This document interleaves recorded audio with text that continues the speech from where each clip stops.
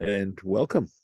And as we start a new Parsha, the Parsha BeHa'alot'cha, the third Parsha in the book of Numbers. And I'm going to go ahead and make a bracha, and then we're going to share the screen.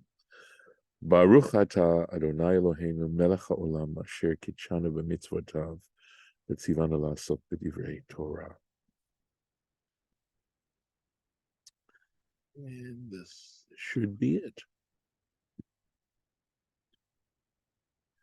So I'm actually going back a teeny bit from where we left off, just to get us into context.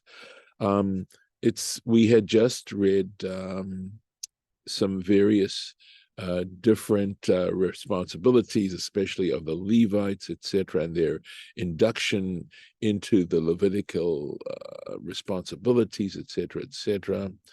And here we go. Let's look back here. Oh, we talked about the arrangement of the camps and how they would go on their marches. And now we have this incident that we started last year, we mentioned it, where we have this conversation between Moses and his father-in-law. So just to do we did the Rashi on this last year, so I'm not going to repeat that, but just to get us into context, Vayomer Moshe leChovav ben Reuel HaMidyani, and Moses said to Chovav, son of Reuel, the Midianite, Choten Moshe, the father-in-law of Moses. So we know we're talking about Jethro. And of course, Rashi's going to mention how all these different names that Jethro had, which had significance in terms of his personal history.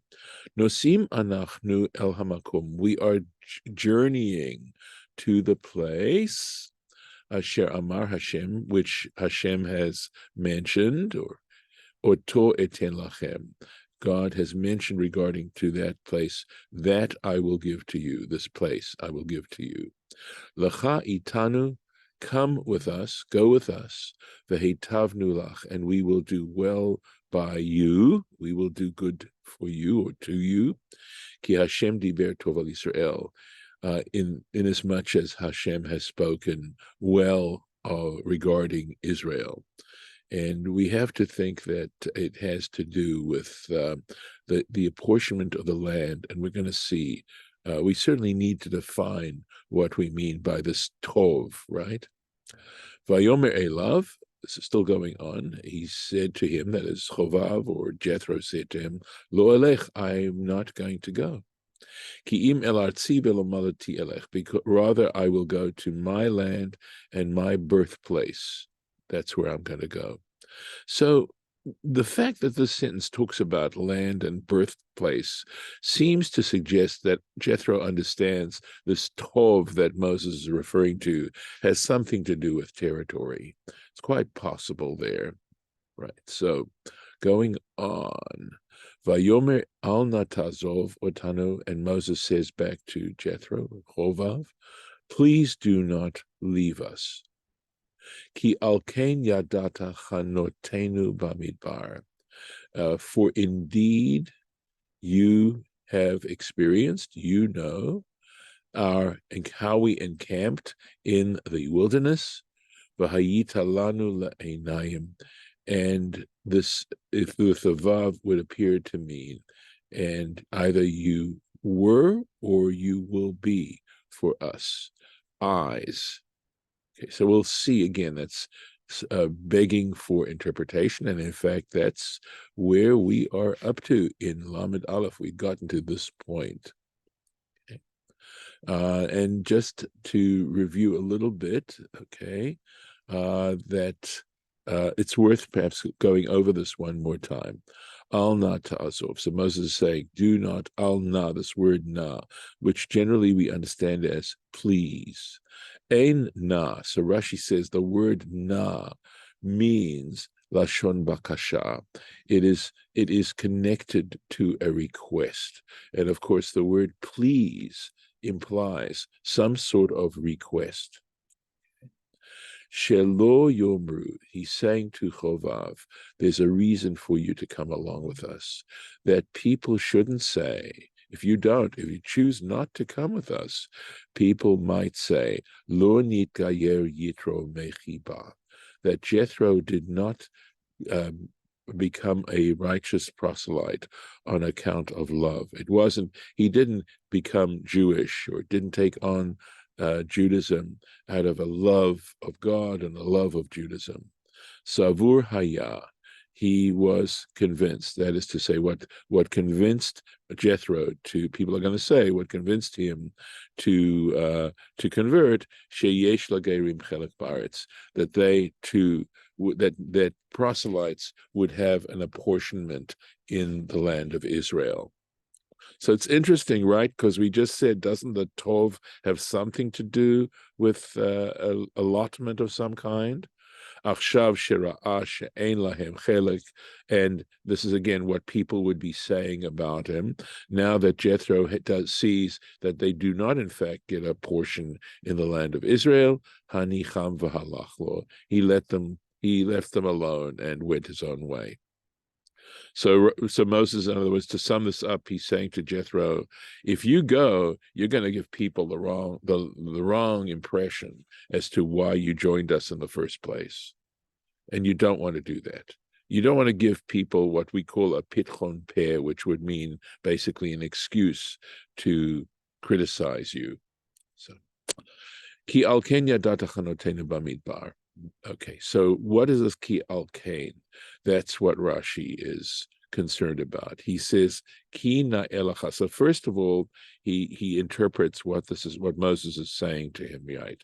He says it is appropriate for you la asotzot, to come with us, in other words, to do this literally, ala sher yadata, because you have experienced chanotenu, our encampments, bamidbar, in the wilderness, v'ra'ita nisin ugvorot shenasalonu, and you yourself saw these miracles and these powerful acts that God did for us. How God has protected us and fed us, etc. And you've been so close, right? You've seen all these things for yourself. And then Rashi discusses a little bit of the grammatical implications of this phrase, ki al kain yadata. And he says it simply means because, right? Since you have experienced. And I just made the note here that al-kain can have two meanings. One can be al-kain, like al-kain bayrachash Hashem et Yom HaShabbat v'keichehu. So in other words, for this reason, or for the sake of. And it can also mean because. So he says, here we go. He says, as if it says, alasher yadata, in that you have, or because you know. Kamor, and he says, this is an example, gives examples in Genesis chapter 38, ki alken lo netatia l'shela b'ni. Okay, and that sounds actually, well, okay, it has to do, of course, with Judah and Tamar and what the whole incident that occurs there, and where Judah says, because I did not give her to my son Shelah, that is Tamar, because. Another example earlier on in chapter 18, where it says ki alken avartem. This is Abraham speaking to the three strangers, and he says, you need to come in and accept my hospitality because you have passed by my tent. And that is it. You passed by my tent, you need to accept my hospitality. And later on in the very next chapter, chapter 19, we read about a very similar experience that Lot has with the two angels. And again, ki alkein ba'u. Okay, because you have indeed come. Right. Another one, ki alkein ra'iti panecha. Again, Genesis chapter 33. Right, because I have seen I've seen your presence, right? As opposed to for the sake of, even though for the sake of seems to mean because as well, but it's a different implication, right? Because has a sense of this has happened, therefore, right? A therefore sense, and for the sake of that, because again, is for the sake of something in the future, right? V'hayita lanu la'einayim, and you, here we go. So he says, V'hayita generally would be understood to mean a future tense. You shall be for us as eyes. But Rashi says, Lashon avar. But we need to understand this in the past tense, ketargumo, as the Targum translates it. Okay? Let me find the place. Right. Chazeta be'einayich.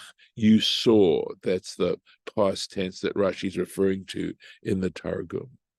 But he goes on with a davar acher, but you could interpret it differently. Lashon atid. You could understand it as a future. You shall be, not as you did or you were. Kol davar v'davar sheyit alem me'einenu. So that what Moses is saying to Chovav is that anything that we do not see, that is hidden from our eyes, tihiyeh me'ir einenu, you will inform us regarding. Davar acher, another interpretation, shetehei chaviv aleinu, that's again in the future sense, that you will be as precious to us, kegalgal einenu, just like the pupil of our eyes, shenemar, as it states elsewhere, va'ahavtem et hager, you shall love the proselyte. And this gave me some pause to think a little bit. And that is that within our tradition, there were different levels of becoming a proselyte, of attaching yourself to the Jewish people. The essential issue, the most fundamental issue, has to do with belief in one God. And there were people, and someone who, in fact, chooses to believe in one sole, indivisible, etc., transcendent creator of the universe, has already moved into the line of Judaism. Yes, there were those who believed that, but nevertheless did not, they didn't keep kosher, etc., and nevertheless they still had a status as a ger. And my sense is this, that both Christianity and Islam really would fit into that category. That on some kind of level, and I realize with Christianity, it is a little bit more shaded, only because of to what degree, and what function Jesus has as an object of worship. But with Islam, there's no question about it. There is no question about it.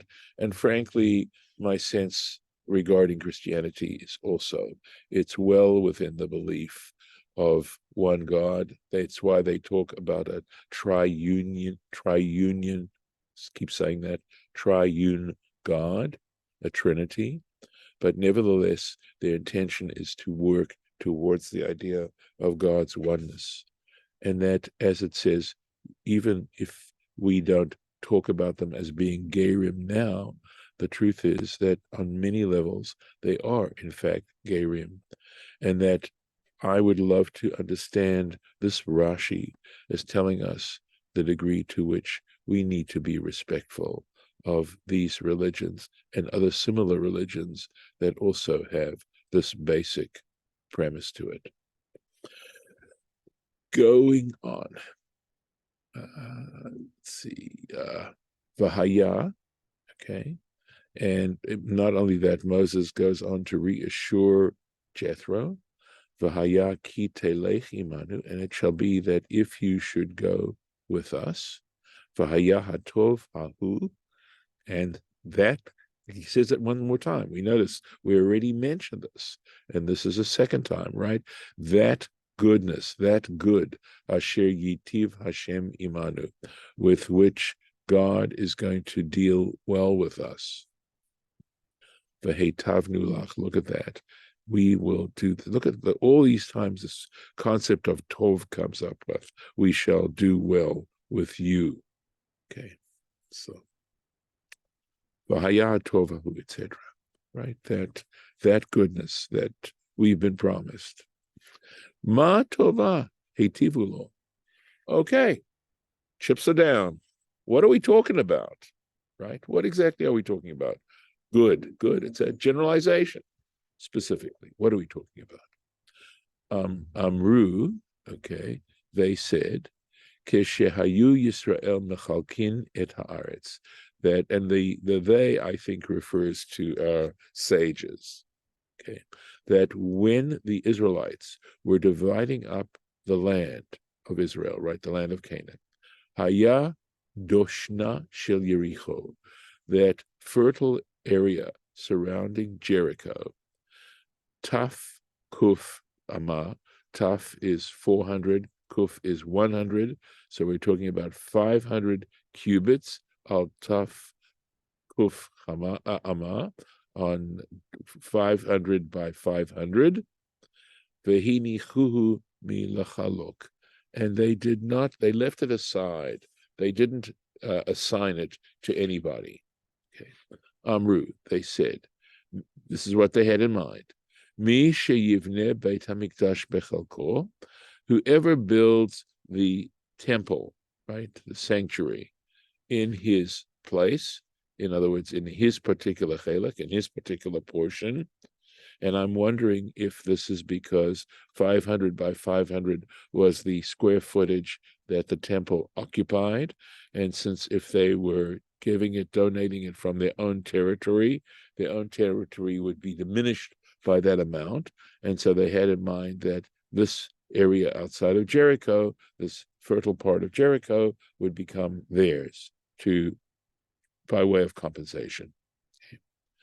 He Yitlenu, that such the tribe that and the family that where this happens, they should get this doshna shel Yericho.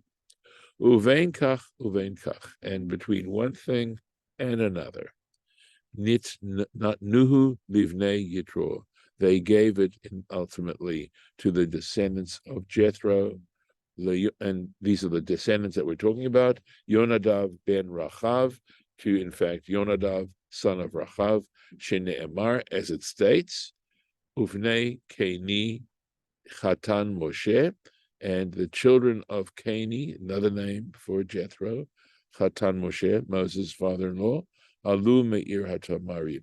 They went up from the city of date palms, and you may know already that the city of date palms is another term for Jericho. It's known as the city of date palms. Going on. So, Vayisu Mehar Hashem. So that's the end of that story. And as far as I know, Jethro listened to his father-in-law and they went along, from what we can tell. Okay. Vayisu Mehar Hashem, and they journeyed from the mountain of God. So we're now talking about them setting off from Mount Sinai. A lot of stuff has happened there, but now they're ready to move on. Derech Shloshet Yamim, for a journey of 3 days. Va'aron Brit Hashem, and the ark of the covenant of Hashem, Nosea Lifnehem, journeyed before them, Derech Shloshet Yamim, for 3 days. In other words, the distance of 3 days. Latur lahem menucha, to search out for them a place to rest, or it obviously means to encamp, but menucha means to rest. Let's see what we have here. Derech Shloshet Yamim, journey of 3 days, a 3 days journey. Mahalach Shloshet Yamim halchu b'yom echad. So Rashi mentions that in fact they were able to cover distance of 3 days journey in 1 day. Why? Shehaya Kodesh Baruch Chafetz lachnisam, because it was so desirable on the part of God to bring them in the Eretz Miyad, to immediately get them into the land of Israel. God wanted this to happen so badly that he helped them journey for 3 days in 1 day, that distance. Va'aron Brit Hashem, and the ark of the covenant of God, Nasa Lifnehem, journeyed before them, Derech Shloshet Yamim, a 3 days distance, right? Okay. Ze Aron. So Rashi tells us this isn't the ark that was kept inside the temple, in the temple or the tent of meeting. That was not that ark. Okay. Ze Aron hayotzi imahim lamilchama. This was the ark that went out with them when they did battle. Uvo shivrei luchot, and within it are the broken tablets. Munachim, they're placed there. Umakdim lifnehem derech shloshet yamim, and it would precede them by a distance of 3 days. Letaken lahem makom chaniya, in order to arrange or to prepare an encampment for them, a place to encamp. And we'll take one more. V'anan Hashem alehem yomam, and the cloud of God was upon them during the day. Uvenosam min hamachaneh, and likewise when they would journey away from the camp. V'anan Hashem alehem yomam. So what ark were we talking about, right? Shiv'a ananim ketuvim b'mas'ehem. So in the context of their journeys, we read about seven clouds. Arba me arba ruchot. There were 4 clouds on all 4 points of the compass. Ve'echad lamala, and 1 above them. Ve'echad lamata, and 1 below them. Ve'echad lifnehem, and another one right before them. Manmich et hagavoha. What it would do is it would lower the heights. In other words, it essentially was building a highway for them, right? It would lower the heights, magbia et hanamuch, and it would raise up those parts that were low down. V'horeg nechashim v'akravim, and excuse me, it would kill off snakes and scorpions from hurting them. Min hamachaneh mimakom cham. So it literally means from the encampment. Mimakom chaniyaktam. It says from the place where they were encamped. And this is where I'm going to leave it for today. Have this.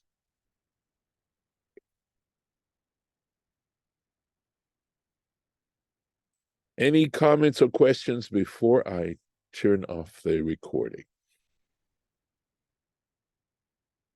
Judith, Harlan? How did Moses' father-in-law know the area? Was he there before? Well, he may have journeyed some of it. I mean, he lived in Midian. Midian is right next to the land of Israel. It's not very far away. So it's quite possible. I think also that the kind of terrain around Midian is very similar to what they were going through at this particular point. So I think that's the reason. I mean, it's a good, legitimate question. Not that easy to answer, but one would have to imagine so. That he had more experience of the desert and the wilderness than most Israelites. Mm-hmm. All right. I'm going to stop the recording.